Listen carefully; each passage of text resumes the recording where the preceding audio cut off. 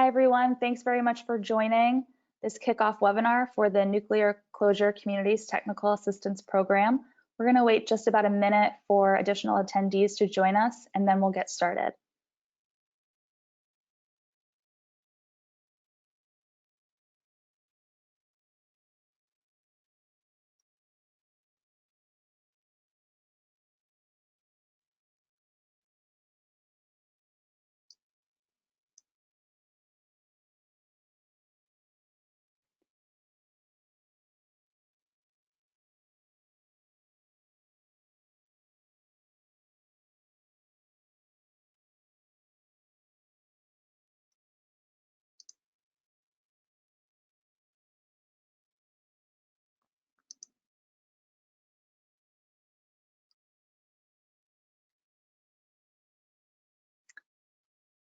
All right, well, thank you all for joining us today for this kickoff webinar.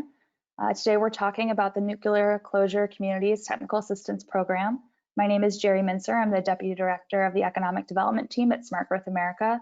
And today we'll be giving an overview of this program, hearing from all the team members, from EDA, from some experts in the field, and answering some of your questions. So this program is funded by EDA. We're going to get a quick overview from Chris Zimmerman, who is the Vice President for Economic Development at Smart Growth America. So Chris, I'm going to hand it over to you. Thank you, Jerry, and good afternoon, everyone. Around the country, there are something on the order of 80 nuclear power plants, of which about 20 or so are currently being permanently decommissioned. And of the remainders, somewhere between 5 and 10 are scheduled for closure within the next 5 years. Absent major changes, the majority of the nuclear power plants in the country may close in the next few decades. This obviously presents an enormous economic development challenge, and that's why we're here today. This program that is being funded by the Economic Development Administration is intended to provide assistance and capacity building for those communities to be able to face a post-nuclear future. Now, there is direct assistance available, and we'll touch on that in the course of this hour. We are not the source of that, but we can help communities to be prepared to obtain such assistance, to be able to position themselves so they will be likely to receive funding and be able to use it effectively. That's really why the Economic Development Administration is funding this team, which Smart Growth America is pleased to lead. Next slide, please. So this project is intended to help communities that are going to have to deal with the reality of a significant economic development change in their communities. And through this program, we'll be providing various kinds of assistance, whether directly to communities or more generally to help communities engage each other as well. We'll talk a little bit more about that as we go forward. Next slide, please. So we're going to talk in more detail in a bit about what's involved, but I want to first turn this over for a few moments to Ryan Smith, who is the project officer at the Economic Development Administration at the U.S. Department of Commerce. Ryan? Thanks a lot, Chris. Just wanted to say thanks and welcome to everybody that was able to join us today. I think this is a really exciting time to be working on this exciting issue, and I'm happy that we were able to create this partnership between EDA and the folks at Smart Growth America, at CClear, Nuclear Decommissioning Collaborative, NADO. We're really excited to do this work together. My role is that I'm the project officer on this grant award funded activity.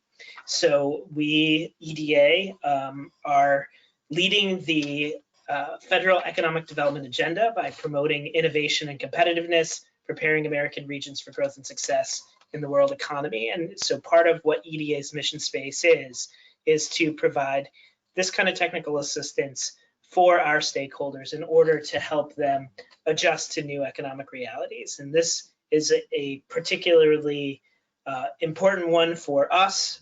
This has gotten a lot of attention as an economic development issue, as a function of sort of economic adjustment writ large. I just wanted to also point out, thank you, Chris, for alluding to this. There was a set aside in last year's appropriations bill. We'll get a little bit into that later, I think. But it's specific to nuclear closure communities. And so really the target audience that we want to get to today are folks that have suffered an economic injury as a result of this. And so that's what we're talking about. And we want you to reach out to this group to get some questions answered, to get some ideas going, to start a conversation. And then EDA, through our economic development representatives in your states, are going to be able to provide some additional support for you later on in terms of how you get to those funds. There's a number of other things that are out there that are resources that I want to just point out. There's a lot of information on eda.gov, the homepage of the Economic Development Administration. You can check that out. You can learn more about EDA's mission. You can learn more about our funding and our programs. There's a website called statsamerica.org if you're looking for a little bit more information about your locality, about your region, some economic statistics that are related to the work that you do, and also the Nuclear Decommissioning Collaborative, which is a super long URL, but if you just search for nuclear decommissioning, you'll probably end up there. So I can't say enough about how excited I am to work with this team. I'm excited to do this work. I think this is a great group of professionals, and EDA is really excited to be able to work with you as community representatives and communities that are trying to adjust to this new economic reality. So in the spirit of partnership, I'm going to turn it back over to the folks at SGA, but I just wanted to introduce myself, let you know what my role is, and let you know that EDA is anxious and excited to help you on this journey. Thank you, Ryan. As Ryan mentioned and I alluded to, there is funding that was provided in the current year's budget. There is also the prospect that that may be added to, given bills that are moving in both chambers in Congress now.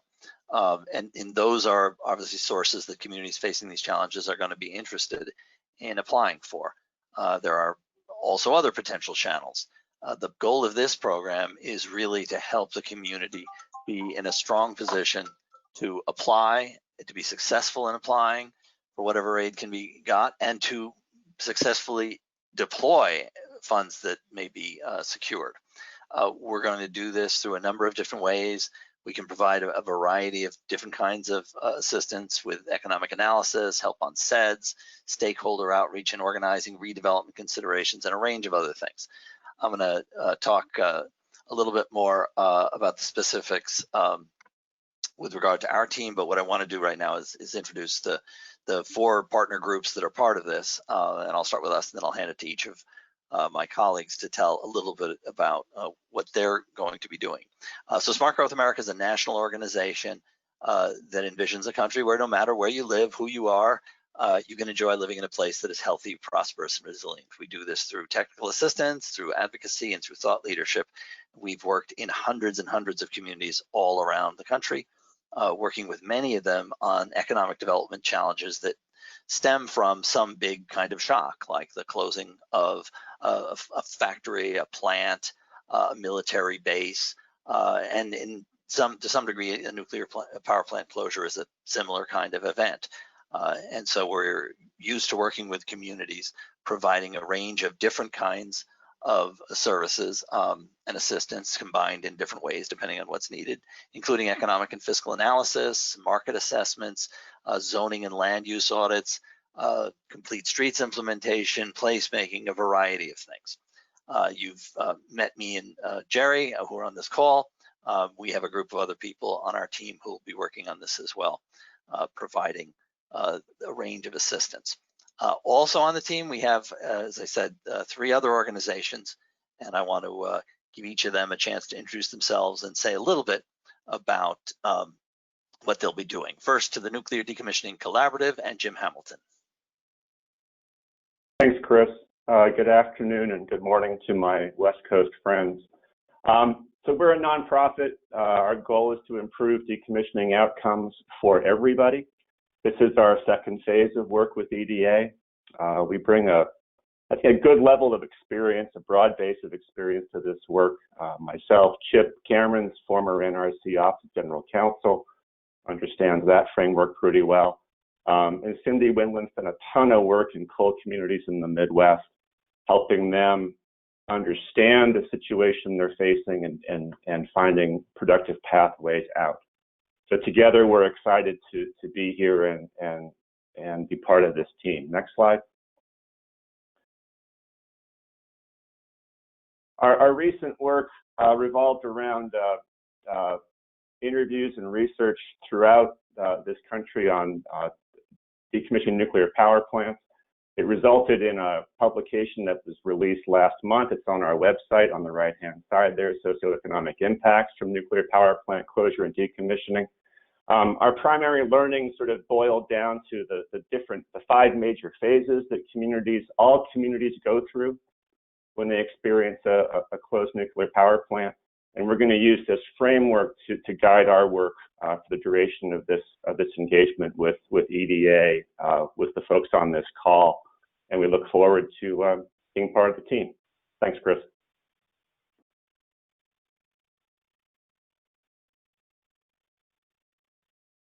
And now let's go over to CClear. Jean. Hi, sure. I'm Jean Hammerman. I'm the Acting Executive Director with the Center for Creative Land Recycling, also known as CClear. I'm also here with my colleague Ignacio De Reed, our Director of Programs. CClear is the only national not-for-profit solely dedicated to the beneficial reuse of environmentally impacted and abandoned properties, and we work across the country under a cooperative agreement with the U.S. Environmental Protection Agency. Next slide.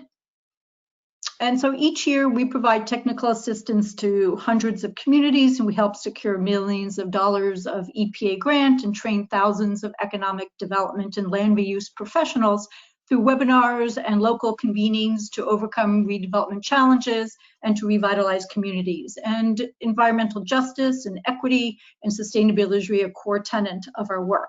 We hope you'll follow us on social media, and we look forward to working with you and with the team to support your communities.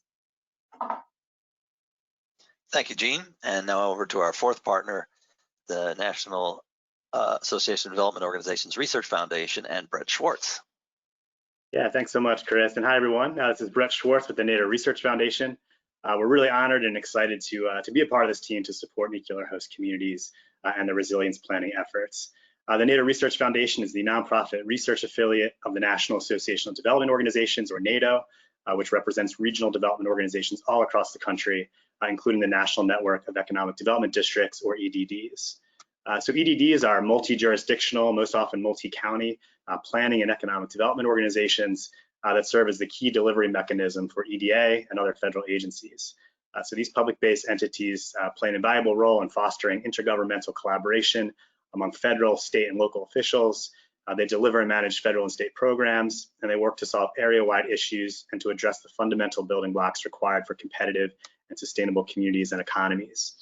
Now, among the many responsibilities in serving their regions is the planning, writing, and implementation of the Comprehensive Economic Development Strategy, or CEDS.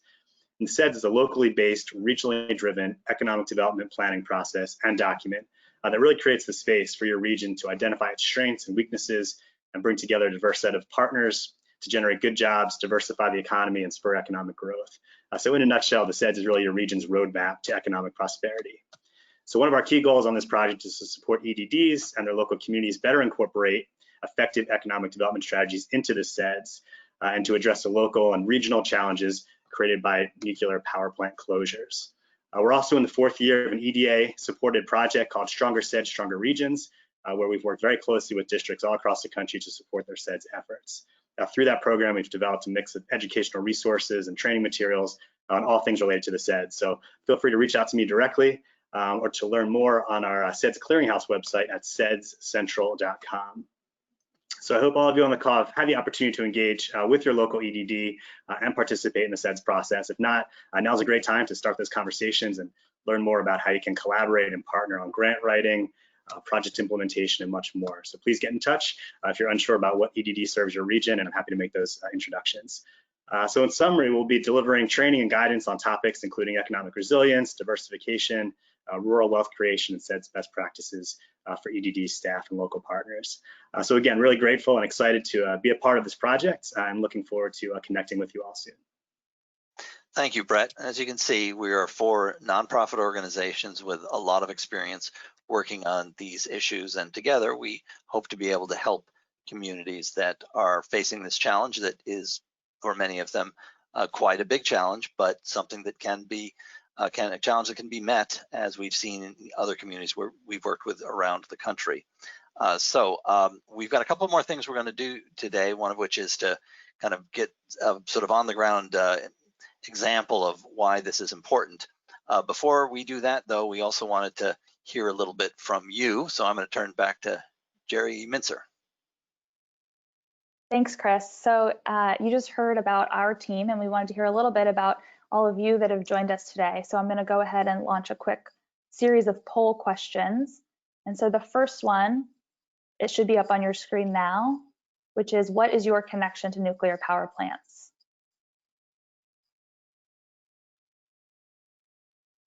And I'll just give folks a few moments to answer. I see the responses coming in.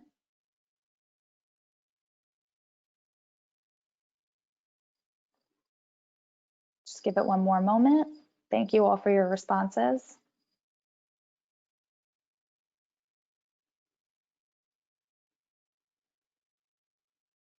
Great. All right, I'm going to go ahead and share the results of that so we can see who we're joined by. So it looks like just over half is government of some kind, followed by community members and stakeholders, good amount of advocates, as well as folks from the nuclear industry and utilities. That's great. I want to follow up on that government question with a little more specificity. So if you answered government, what level of government are you representing? Federal, state, local, something else?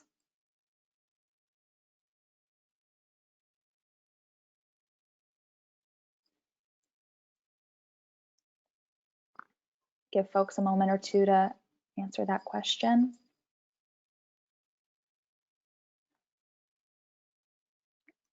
Let's see what we've got. Interesting mix of a lot of federal representation as well as local, a little bit of state and some other. So that might be county, regional, things like that. Thank you all very much. And we've got one more question for you, which is about the power plant near you. Learning a little bit more about it. Is it in operation? Is a closure forecasted in a certain amount of time? Is it already closed?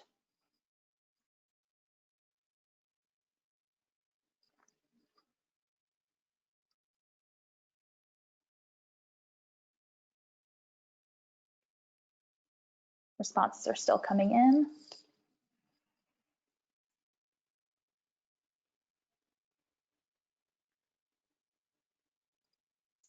And we'll share those results.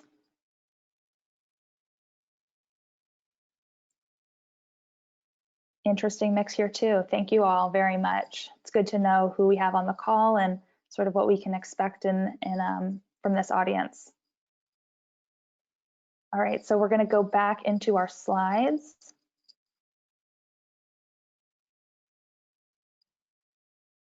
And I'm going to hand it over to Jim to introduce our speaker. Jim? Thanks, Jerry.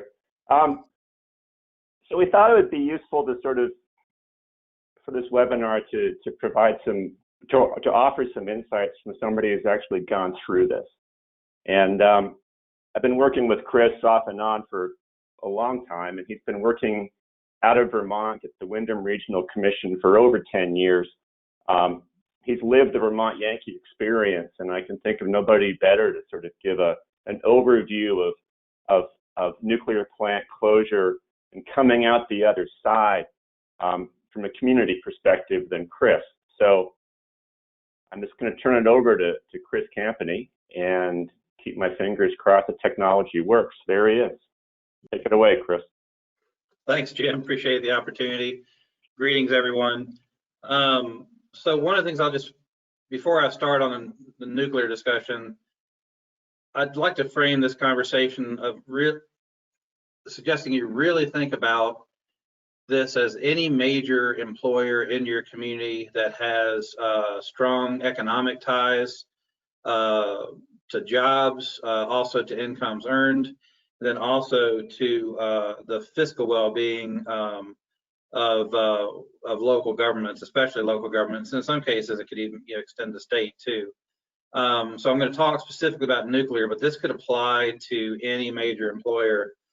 And if there's one thing, in case you get tired of hearing me talk and you want to go away, the one thing I'd like for everybody listening to what I hope you take away from this is the importance of understanding the economic and social contribution of a nuclear plant to your community and its fiscal impact on public budgets to inform your economic and community development strategy, both the one you have in place now.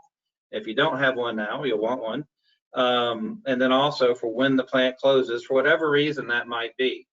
And it could be because it's scheduled to close for whatever reason. It could be because they wind up, something breaks that's just not economically viable to fix. There could be any number of reasons why a plant closes. So I wouldn't put a whole lot of faith and necessarily just rely on the schedule. And note that this planning is not pro or anti-nuclear. What this is about is understanding the place of this plant in your community, the effects that it has, so that when it does eventually close, because virtually all of them are going to close for some reason. If you think about that, that's not unusual for most industries. At some point, they're likely to close. This is not a pro or anti-nuclear thing. This is a understanding the impact within your community thing and planning accordingly. So just briefly, a little bit about Vermont Yankee. It's located in the town of Vernon. That's the host town. And locally, that's the community that has suffered the most direct impacts.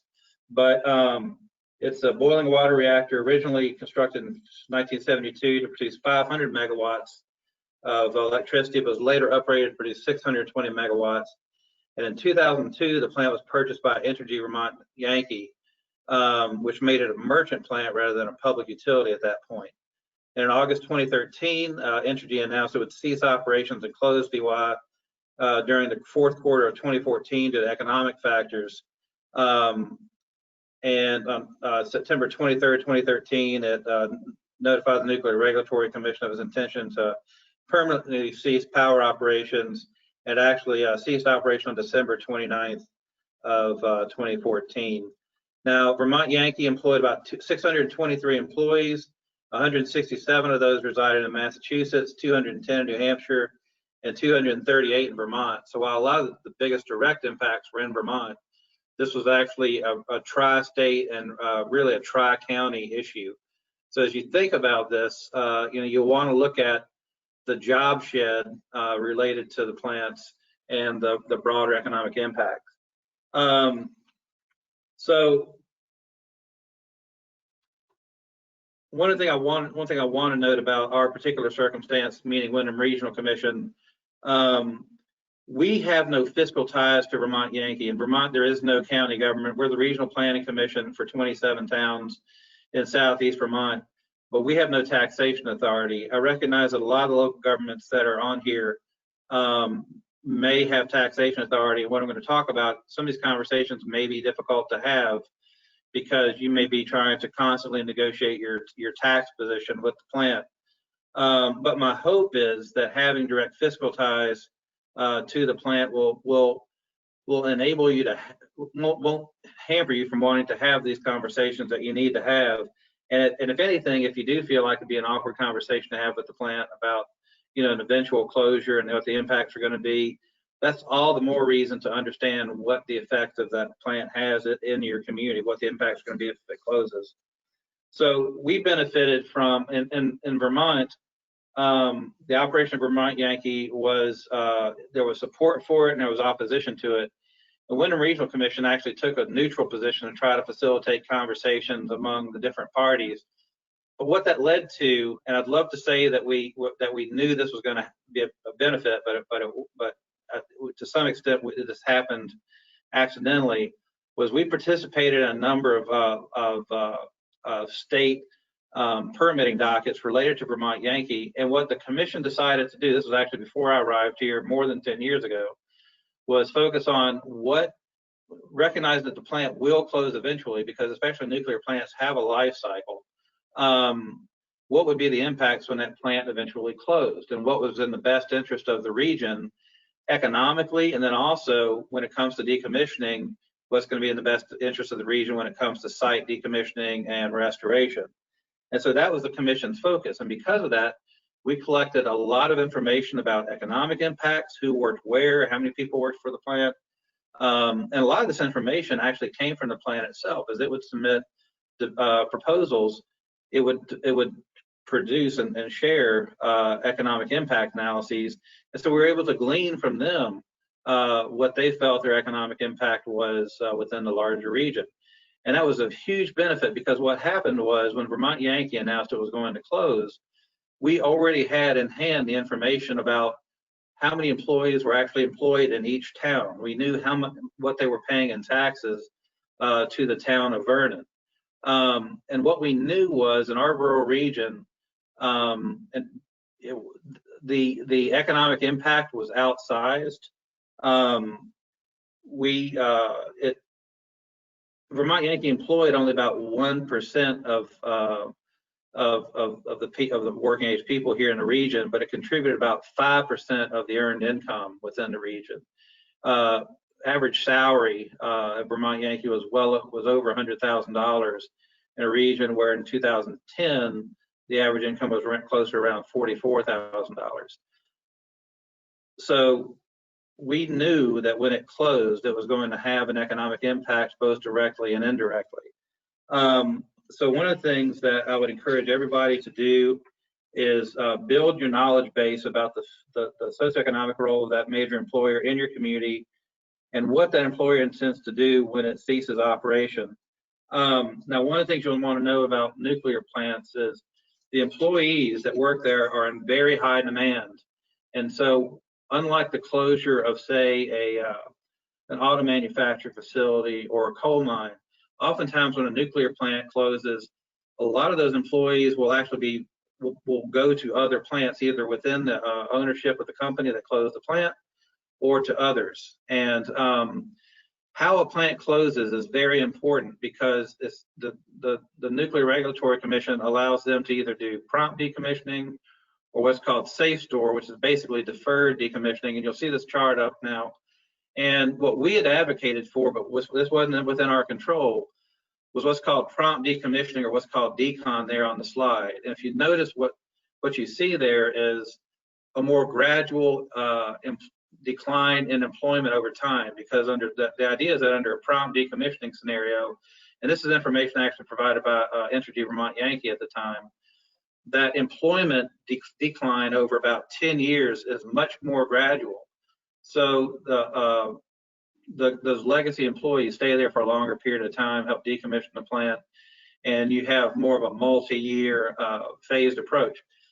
If under safe store, which is deferred decommissioning, and this is what Vermont Yankee did, the plant closes, and then over a rather brief period of time, they basically button up the plant. And it basically, what happens is under deferred decommissioning, it basically button up the plant so it can kind of be in a holding pattern until it's ready to be decommissioned. And so the employment decline is much more precipitous, as you can see in that second chart. That employment drop is over a couple of year period. Now, originally Vermont Yankee had anticipated, in our case, a very long safe store period, but actually Entergy Nuclear Vermont Yankee sold the plant to North Star for the purpose of decommissioning and site restoration. And so actually now that, so now we have contractors in with North Star, they're actually decommissioning the plant now. But the employment profile, the economic profile of a functioning plant versus a decommissioning plant they're very different. we haven't really been able to do much research into what the impacts are of the decommissioning crews being here, but it's a different context than having an actual functioning plant. Just in the brief time I've got left, so know how a plant's going to close. Note that there may be a temptation to look for the solution to the plant closure at the plant site. Understand that that plant's going to be there for a while, whether it's in safe store or under prompt decommissioning. You know, it's tempting to look at if you had the goose that laid the golden egg, to keep going back to the nest, hoping that the goose is going to come back, and that's not necessarily the case. So you'll want to do economic development planning well in advance of a plant's closure. And if you have an economic development plan that you feel is good and you can rely upon, implement that. Keep your eye on the ball. One of the things that we had happen here was because of the opposition to the plant, there was concern that the state might not actually renew its operating license. And so actually back in 2012, our Regional Development Corporation was already active developing an economic development strategy, taking into account what would happen in the region if the plant closes. So would urge everybody to develop a comprehensive economic development strategy if you've not, and National Association of Development Organizations, they can help you understand how to go through that process. How much more time do I have, or am I past time? You've just got a moment left. Okay. Carry on. Thank you. One other thing just to note is, it can be challenging to talk to the plants about what the closure profile is going to look like, because at an emotional level, people just don't want to talk about something closing that they value and it's a value to the community. But also, it may be difficult for them to share how many employees they've got or what they're planning to do when that plant closes with those employees. And so it can actually be somewhat difficult to get that information sometimes from the plant. So what I would encourage all communities to do, frankly, is just try to build as open a relationship as you can with that plant. View them as a neighbor, and just try to have good reasoned conversations so that they can be involved in this planning process too. Remember, this is not that you're for or against the plant. It's just you're recognizing the importance of this plant in your community, and you're just planning for that eventuality whenever it happens. And hopefully, it can be just a dispassionate discussion, and maybe they'll even help support you in your development planning so that you have a more plan for a more diverse economy that takes into account what happens when that plant's not operating anymore. That's it. Thank you, Chris. So we will be pretty soon here getting to questions and your opportunity to ask us about all of this. But I want to say a few things just about who the program is to serve and what its elements involve, and note a few things. One, there are different kinds of services that are going to be provided. So some are aimed at a more general audience, and some are more aimed toward the specific recipients who will need in-depth planning and other technical assistance.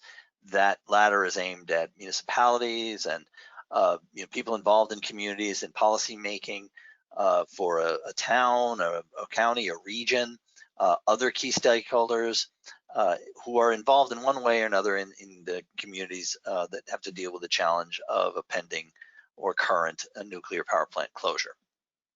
Part of what we're going to try to do is build up a community of practice so that you can learn from others. So if your community is facing these challenges, like those Chris Campany described in Vermont, to what degree can you benefit from those who have also had to face these challenges? And we think there's a lot of it to be gained from the sharing of knowledge.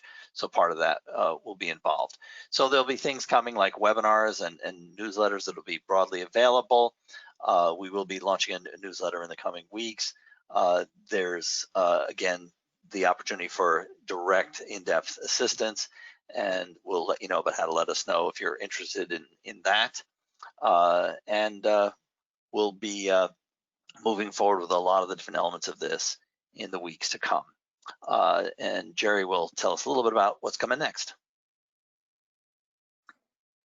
Yep, so there's a link now on your screen that is a contact form for how to get in touch with us if you're interested in receiving some form of assistance, if you're just interested in the topic, and we'll be following up with everyone on this webinar today with more information. So generally speaking, you can contact us via that form, and from there we will work with you, set up some conversations to figure out what the appropriate resources might be, what the next steps might be. We've created a little flow chart just to demonstrate what that might look like. So contacting the project team, then that follow-up to discuss what it is you're looking for, your needs, your goals. We would do some kind of assessment to guide what TA might be offered. We might plug you into the community of practice if that's something you're interested in, develop a technical assistance plan, plug you into some video workshops, and then of course, as Chris mentioned, the broader resources of webinars, newsletter, things like that, make sure that that is going out to this audience. In terms of that assessment, we've come up with a few examples to share with you just briefly. I know they're very hard to read, so it's not something that we're expecting you to read, but it's basically a series of guiding questions that we'd like to go through to learn more about you, your community, your challenges, what you're interested in, what you've done to date and what you are looking to do next. And those assessments would, again, help us develop some sort of technical assistance plan for your community. So again, for how to contact us, it's that form on Smart Growth America's website. We'll keep the link up there. But at this point, we'd like to shift to some questions. So reminder that in your questions panel, in your control panel, you're able to submit questions.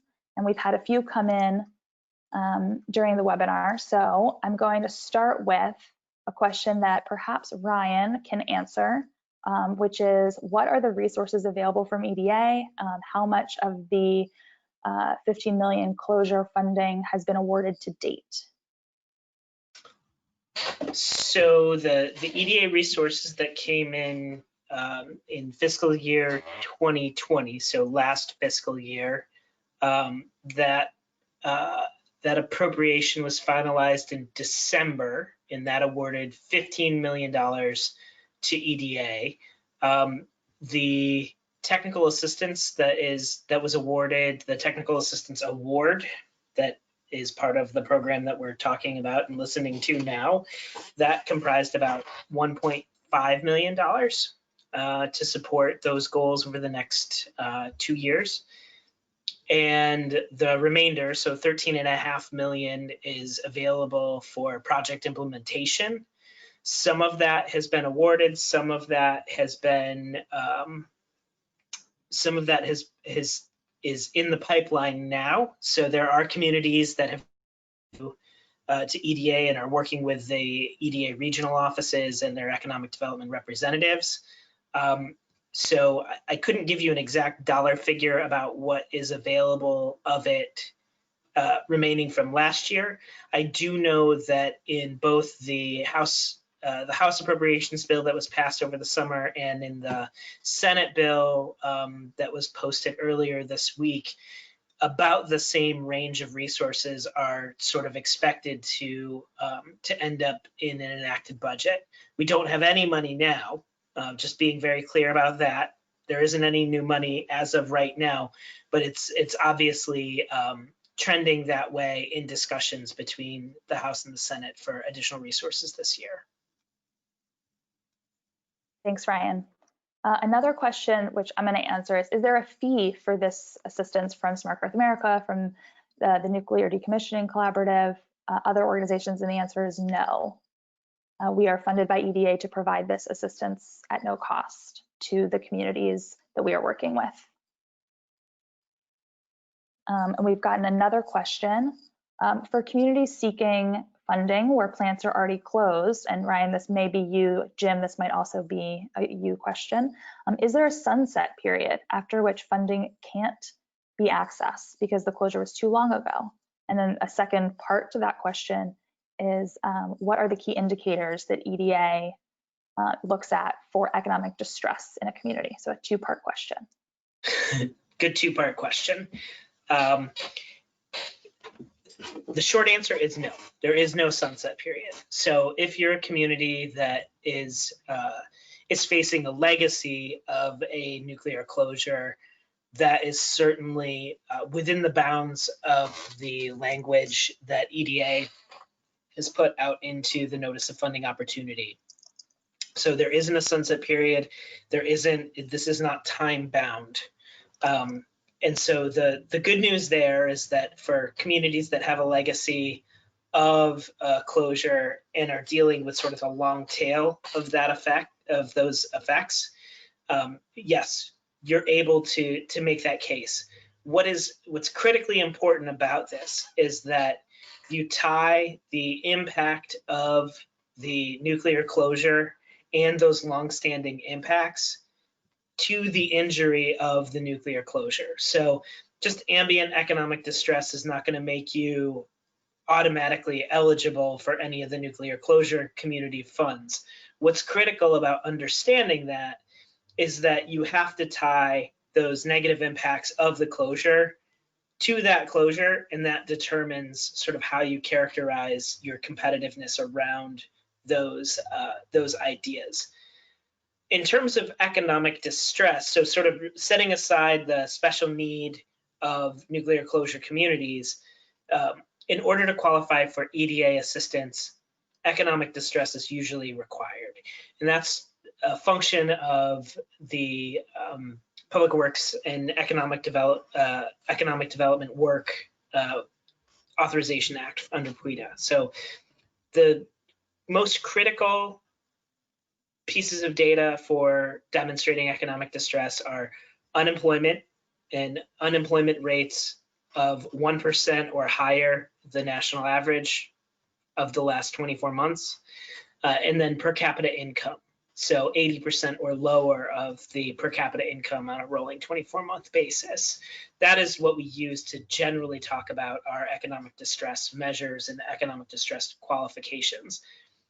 The nuclear closure communities funds and nuclear closure communities in general fit what is called a special need criteria.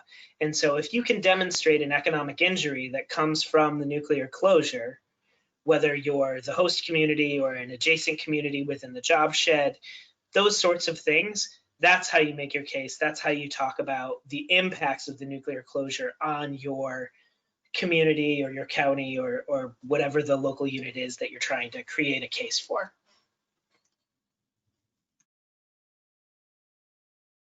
Thanks, Ryan.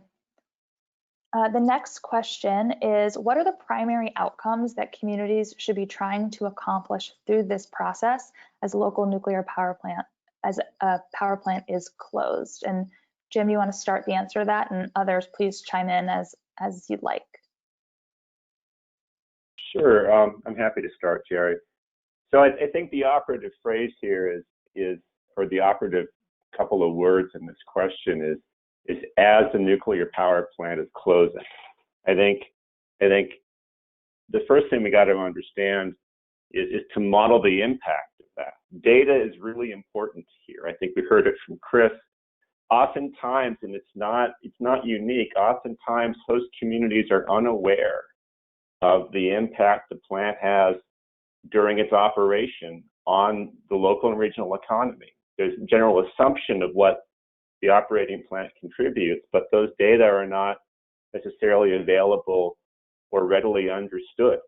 And so simply modeling the current situation, knowing what the impacts are when it operates, and then modeling what closure looks like, and figuring out what that impact is, and defining that gap, and then figuring out how to fill that gap. That's sort of the broad brush of how this process works, and the focus the community should have now to understand that.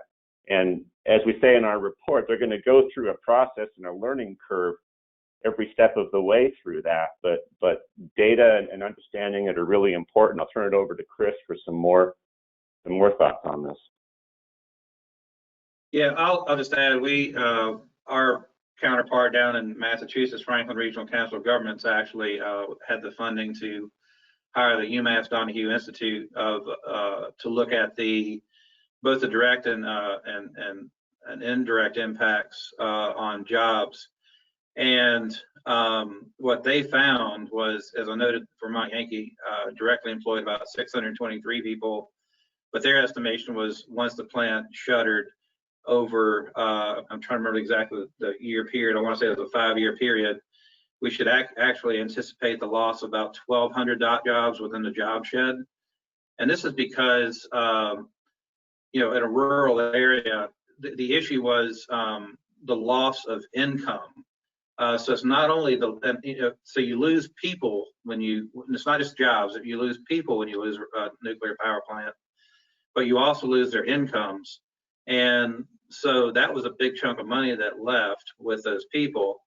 And so the job losses can be really insidious and difficult to measure, because where they're probably going to be lost is maybe you don't see as much economic activity at restaurants or at art galleries or the hardware store or something like that. So it's just a general decline in economic activity that can result in job loss. And that may be something you've not necessarily thought about.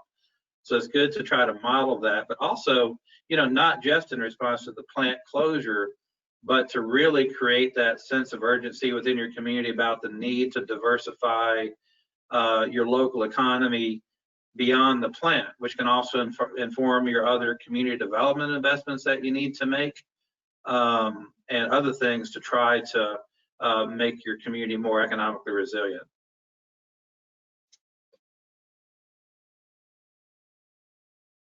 I just want to make one more point, Jerry, that the best friend that you have is lead time. The thing that is going to give you, if you know that this is happening and you undertake the planning process and you undertake doing that work ahead of time, it saves a lot of pain in the back end. I think that's one of the things that has been universal about when we've talked to communities that have faced this challenge. It's understanding and acknowledging that that this could happen and planning for the eventuality that it may happen in the short run or in the long run. It's understanding that it could impact you and making sure that you can get it into your SEDS and getting it into sort of your planning DNA for the future, even though nobody wants to talk about it. I just also want to reemphasize the importance of staying close to this group and using this as a resource. So as you need to build municipal capacity, you need to make sure you're in touch with people who can support your efforts and share their best practices as well. So we're glad that you're here today and that we'll continue to stay in touch with us. Thanks, everyone. We've got another question. Is there any hope to mandate CABs or stakeholder assessments? What other ways might we best enable these crucial steps for the decommissioning process? I'll jump into the CAB question. This is Jim. Community advisory boards, stakeholder engagement. It's a common question and a really important theme across all closures around nuclear power plants. It was the focus of 10 NRC meetings across the country last year. I think Chip, who facilitated a bunch of those. That issue is outside of our scope. But having said that, I'm not trying to be a Pollyanna here. Communities, utilities, decommissioning contractors, regional economic development entities, they're all in this together. I don't have rose-colored glasses on, but that's just the way it is. It's an ecosystem. And experience indicates time and time again, whether it's in the nuclear sector or others, that good collaboration across stakeholders is a fundamental prerequisite for effective project outcomes. That's not something that I just say because I like to say it. I've lived it and we understand it. We're not here to mandate it. We're not here to, I think the question was, can we, mandating, that's not part of the issue. But what we hope to be able to demonstrate is that collaboration makes good business sense, it makes good economic sense. And so by promoting best outcomes, we believe that those experiences will let those stakeholders, make decisions on their own for how they should engage with each other as these things move forward.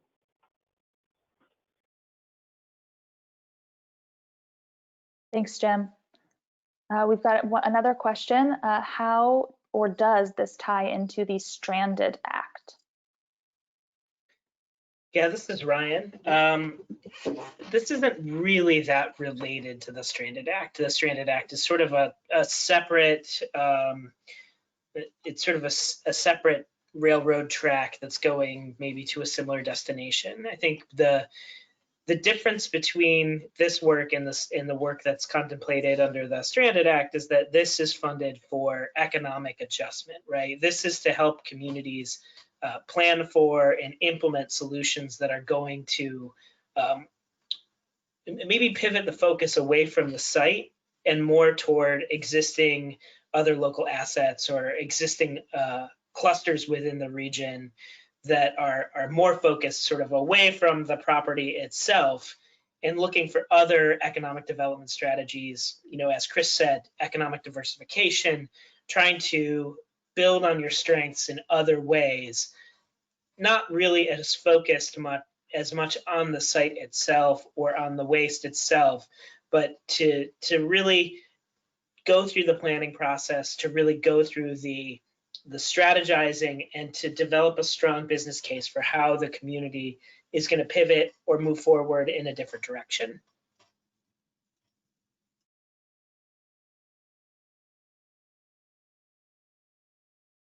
Thanks, Ryan. One more reminder that we've got about 5 minutes left of the webinar, so please share any questions you might have in the control panel. One question that just came in was regarding plants that have already closed versus plants that are closing in the future, and the demonstration of economic injury that may have already occurred versus projection, and how that may be an uneven playing field.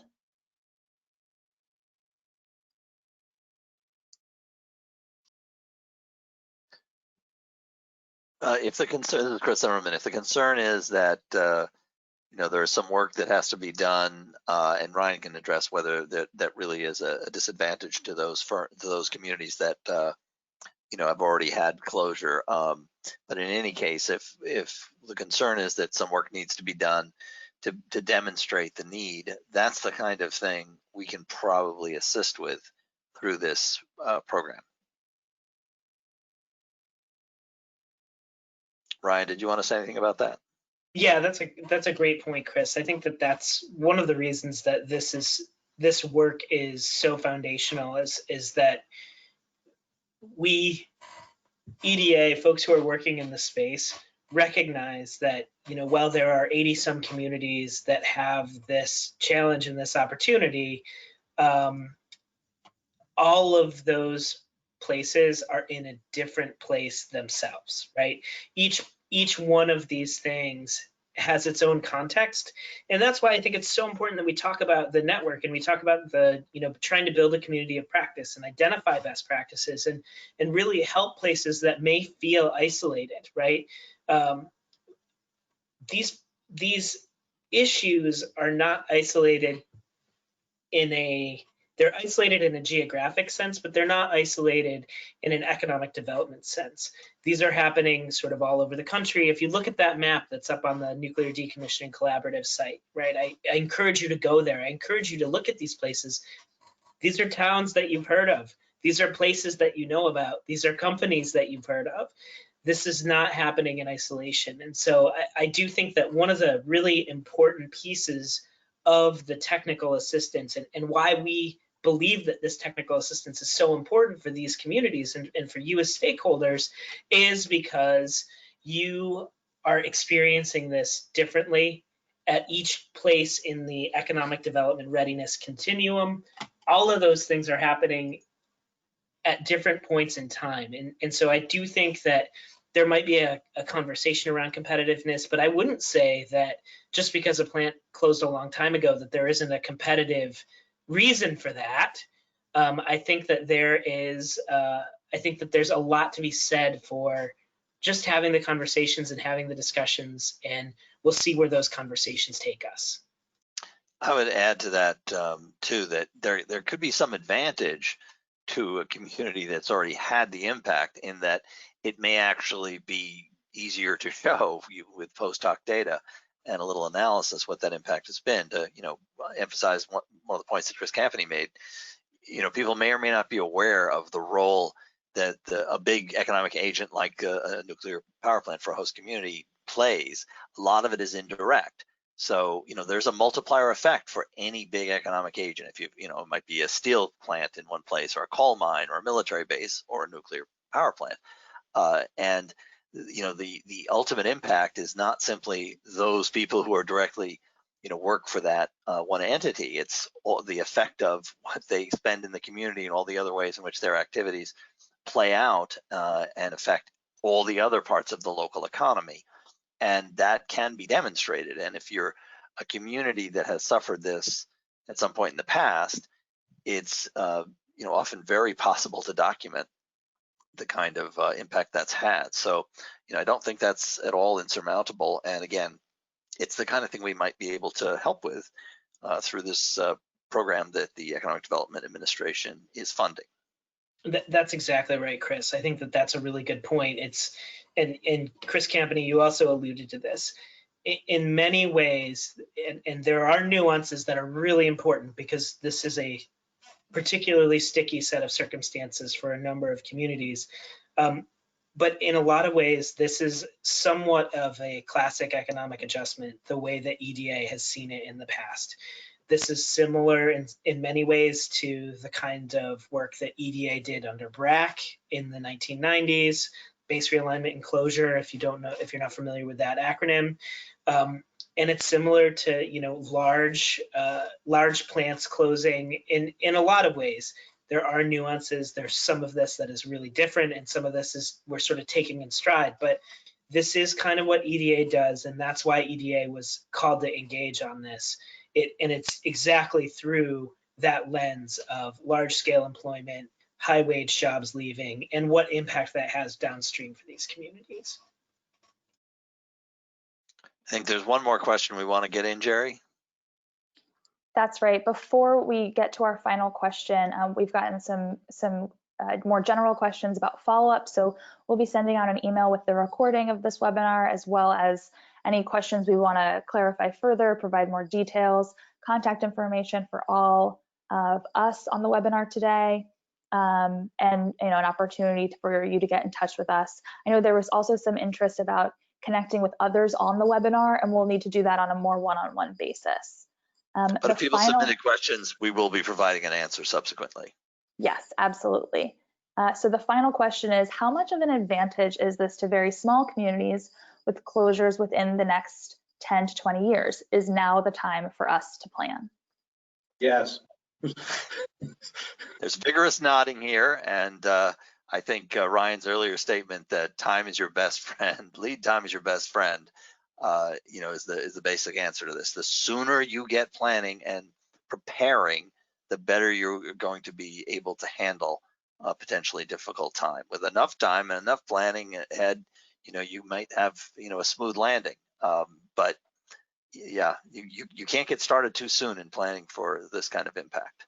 If there's time for me to just add quickly, you can make some assumptions that you've got 10 to 20 years, but you really don't know that. There are so many changes in the energy market right now. Let's say they come up with really great battery storage for renewables. That could totally change the dynamic for nuclear. Gas, the availability of cheap natural gas is what changed so much of the nuclear market for this current slate of shutdowns. So you just can't, and then something might break. And I'm not talking about a disaster, I just mean some expensive part in the plant might break. You just can't plan that. So I would plan right now, start the process right now. And that's not that you're wishing the plant would close. It's just preparing yourself for why it might happen or what happens when it does. Very good. Excellent. Well, I want to thank everyone that joined us today as attendees. I want to thank my co-presenters and my team on this project as we get started, and we look forward to working with many of you in the future. So we'll be following up with a recording, additional resources, answers to any questions that we didn't have time to get to. Please feel free to reach out using that form. We look forward to being in touch with you soon. Take care, everyone.